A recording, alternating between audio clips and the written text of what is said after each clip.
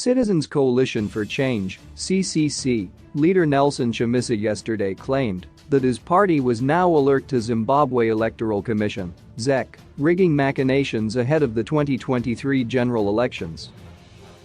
Addressing thousands of party supporters in Gweru, Chamisa claimed that he now had eyes inside the commission. Chamisa has previously claimed that he was cheated by the Electoral Commission in the 2018 elections and refused to recognize President Emmerson Mnangagwa's victory despite losing a constitutional court challenge. "This time I assure you, there will be no rigging. I now have eyes in ZEC.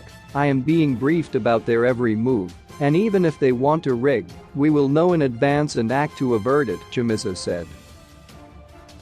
The commission is under fire after watchdog Team Pachetu analyzed the March 26 voters' roll and unearthed gross irregularities, including changes to 156 polling stations and the moving of more than 177,000 voters to different constituencies.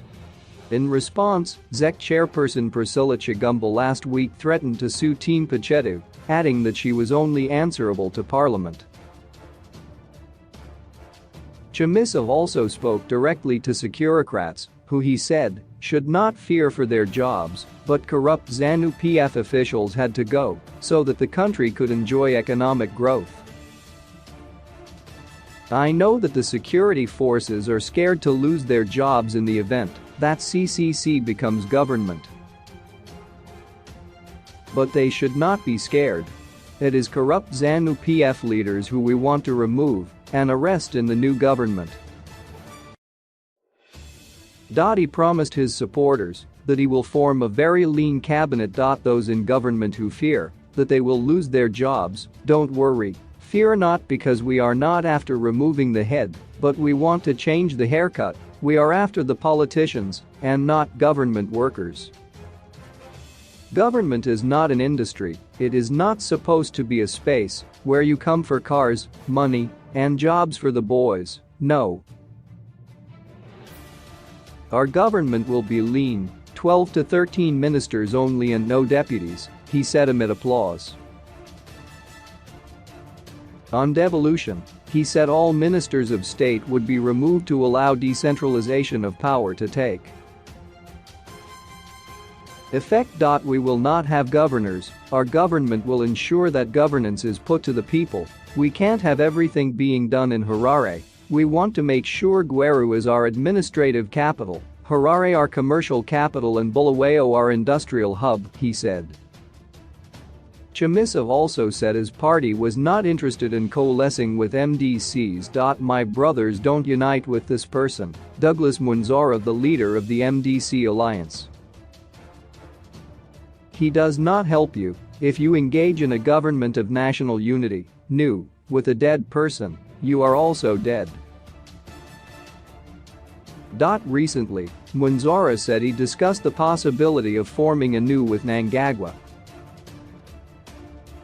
Chamisa urged Mnangagwa to retire so that young people could take the country forward. He said politics was a game of ideas, not guns. At the rally, all interim CCC leaders sat with the crowd, with no VIP tent or chairs for the top table.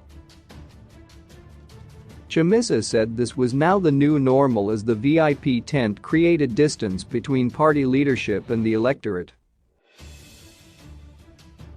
In Bulawayo on Saturday, Chamisa promised to restore the city to its former glory of being the country's industrial hub. He told thousands of supporters at White City Stadium that his government will set up a truth commission to resolve the emotive Gukurahundi issue. "There will no longer be destruction of memorial plaques, and we will make Balagwa National Monument," the CCC leader said, also promising that the Bulawayo water problems would be a thing of the past. The water project, Gwei Shangani Dam, will no longer be an election issue whereby you are promised a completion of the project each time elections are close. "I will complete the project in exactly 3 years," Chamisa said.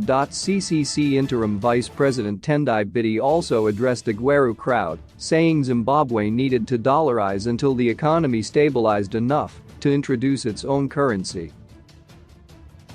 Like this, like this, like this, like this, like this.